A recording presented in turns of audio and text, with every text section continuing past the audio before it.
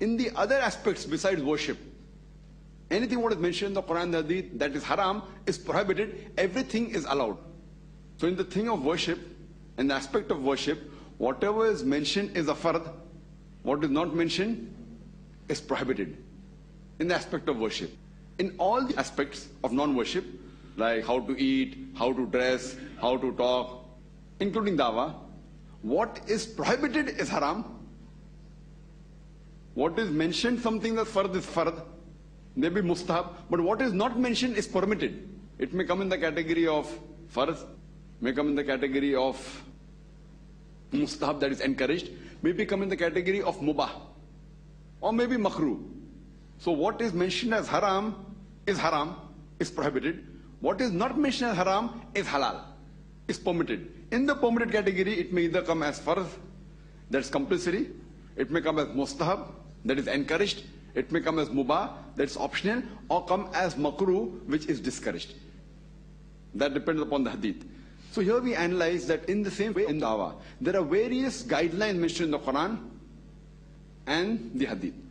So there are various guidelines in the Quran and hadith. For example, the verse I started my talk with, Surah Nahl, chapter number 16, verse number 125, which says, Udu ila sabili rabbika bil hikmah wal ma'azat al hasna wajadilhum billati ahsan. Invite all to the way of their Lord with wisdom and beautiful preaching, and argue with them and reason with them in the ways that are best, most gracious. This is one of the important verses in the Quran mentioning about dawah. Now how to understand it, people may differ. Some people may say that hikmah means always being soft. That should not hurt anyone. This verse is normally quoted by many people. And especially when Shaykh Didat went on the stage, people used to say, that speak with hikmah. Indirectly telling him, that say, don't be too harsh. See, here the Quran doesn't say don't be harsh. Quran says, invite all to the way of thy Lord with wisdom and beautiful preaching. So the Quranic guidelines is wisdom and beautiful preaching. Now some people may misunderstand. They may think wisdom and beautiful preaching is always being soft. It can be, most of the time they should be soft, but it can't be for 100% you have to be soft. The Quran says wisdom and beautiful preaching. Now what is wisdom in one time, what is right for one occasion may not be right for the other occasion. So depending upon the occasion. So people normally even tell me that when I go or giving lectures to the non-Muslims, before the talk, Zakir bhai speak with hikmah. Indirectly telling me, Zakir bhai be soft. Like don't be too harsh and don't attack them, or So I'm not saying that wisdom means attack. Wisdom means, beautiful preaching means getting the job done, letting them know the message of Islam. And in context, if you see of this verse of Surah Nahl, chapter number 16, verse number 125, the context of few verses earlier, where the ruku starts, it says that in Prophet Ibrahim alayhi salam is a beautiful example. That means, look at the lifestyle of Ibrahim alayhi salam, the way he did dawah.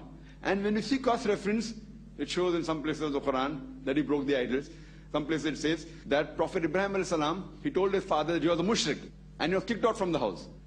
So at times when you have to say the person is a mushrik, you have to say, irrespective whether it's a father, he may be kicked out from his house. So that was hikmah. So people fail to realize many guidelines given in the Quran. So this is one of the important verses of dawah. There are various such verses. For example, Surah Al-Imran chapter 3 verse number 64 says, Ta'alaw ila kalmatin sawa'im bainana bainakum. Come to common terms as between us and you. Which is the first term? Allah na'budu illallah. That we worship none but Allah subhanahu wa ta'ala. So here this is a guideline which, according to me, I feel this is one of the master keys for dawah. Whenever speaking to a non-Muslim, come to common terms. What is mentioned in scripture, ask scripture, what is common? At least that is agreed to follow what is common. And the most important aspect of commonality, the Quran says, is Allah na'budu illallah. That you worship none but Allah. So the most important aspect of dawah is tawheed. So in this way there are guidelines given in the Quran, guidelines given in the hadith. Like our beloved Prophet Muhammad said, it's mentioned in Sahih Bukhari, Ballighu anni walau ayah. Propagate even if you know one verse. So even if you know one verse about Islam, as long as you know it correctly, you should propagate. So like that, there are several verses in the Quran and the hadith talking about dawah. But since it doesn't come in the category of salah or zakah or tawheed, all what is mentioned in the Quran and the hadith, some part becomes fard, some becomes mustahab, depending upon the context and the verses of the Quran or the hadith. But if suppose, now I'm speaking on the microphone, You will ask me that did the Prophet speak on the microphone?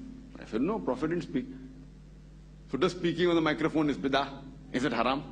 So I said, no. This comes in mamlat, this comes in dawah, which is an important aspect, which is a fard in Islam, but doesn't come in the category of salah or zakah. Dawah fard is there. Compulsory, no two doubts. But how to do it? You have to take guidelines from Quran and Sunnah. But if there was a hadith saying, don't speak in the microphone, then speaking on the microphone is haram. You understand? So if you ask me that did Muhammad Sallallahu Alaihi Wasallam speak on the television? Did he come on the satellite? So is satellite haram in the context of Quran? You have to analyze it.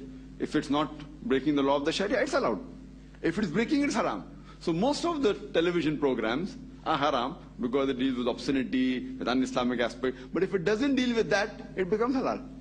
So you can use this mode, this media, for propagating Islam, though it is not mentioned in the Quran and Hadith.